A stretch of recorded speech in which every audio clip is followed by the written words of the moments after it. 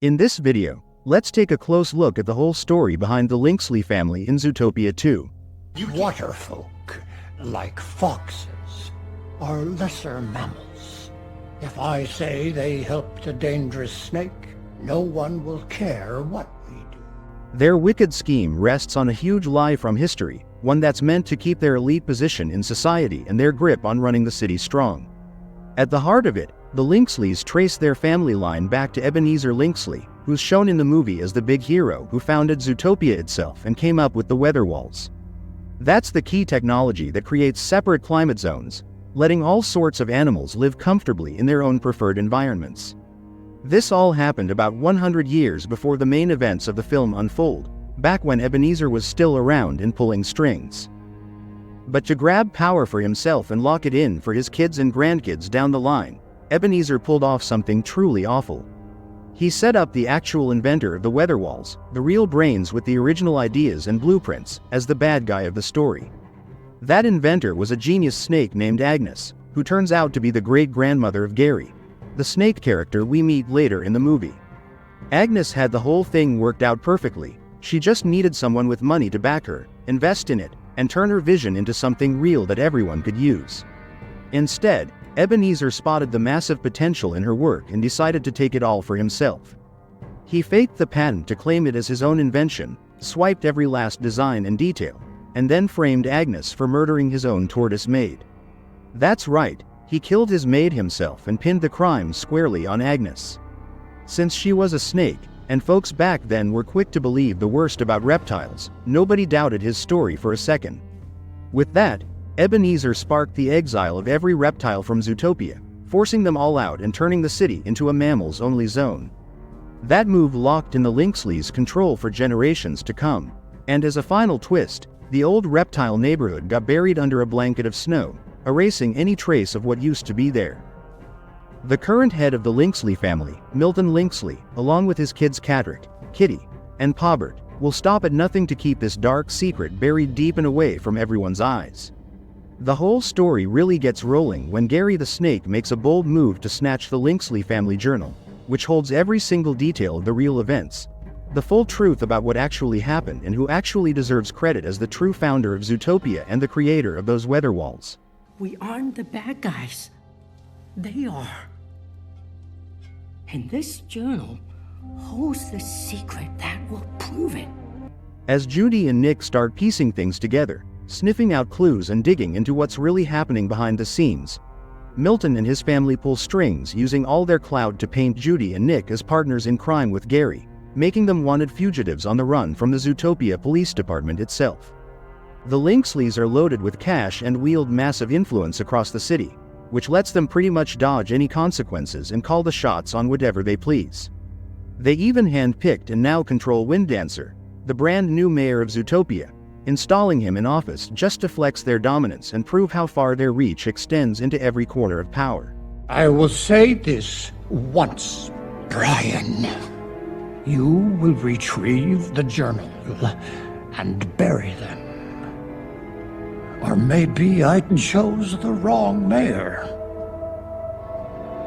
Did I choose the wrong mayor? On top of that, they're completely ruthless in their ways. They couldn't care less about who gets hurt, injured or even killed if that person steps into their path or threatens their plans. They're cold-hearted and will crush anything that stands in the way without a second thought. After getting kicked out and exiled from their original homes in Zootopia all those years ago, the reptiles were left with no choice but to scrape by in hiding, squeezing into a rundown spot known as Marsh Market just to survive. So when Milton gets wind that they're still holed up there, keeping a low profile, he doesn't pause for even a moment. He sets his sights on expanding Tundra Town right over the top of Marsh Market. That expansion would blast the whole area with freezing cold, either killing the reptiles off by turning their home into a death trap of ice or shoving them out into total homelessness with absolutely nowhere else to turn. Begin the expansion. Freeze Marsh Market. Flush everyone out.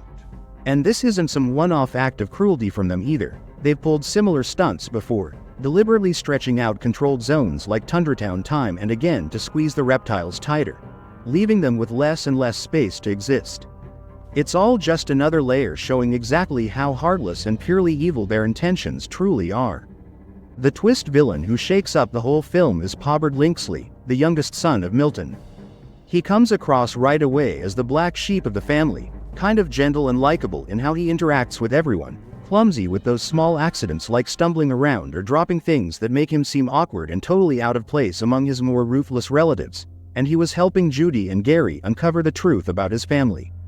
He even tells them directly, basically admitting he's on the same page because he wants to expose his family's evil past too, making it sound like he's fully in and willing to do whatever it takes to help bring every part of that truth out into the open for good. But all that nice guy behavior was just a facade he put on smoothly from the beginning.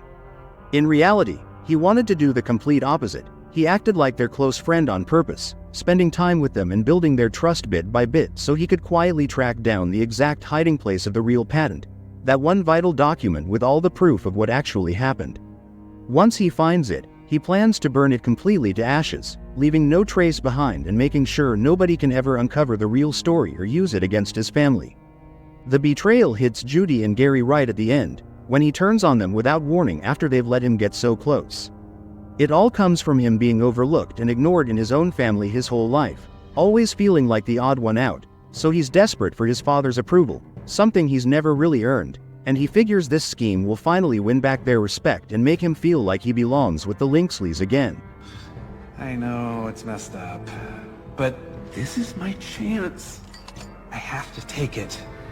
Because when I get to his great-grandma's home, and I burn the original patent, I'll finally be something in my family. And I'll finally belong to... He's every bit as evil, calculating, and merciless as Milton and the rest of his family. He was totally prepared to kill anyone just to guarantee his plan worked out perfectly. The story turns when Winddancer, the mayor they've been manipulating from the shadows, finally sees the full picture and realizes they've used him only as a cover to hide their ugly past. He doesn't back down, he stands up strong for himself immediately and fights them. By the film's end, the Lynxleys get fully exposed to the world and arrested. The historical record is set right to credit Agnes the Snake for her true contributions, and the reptiles who've been pushed out for generations are finally brought back in completely, integrating into Zootopia society and healing old wounds. That's the complete rundown on the Lynxley family in Zootopia 2. They're the darkest, most heartless villains the franchise has ever had.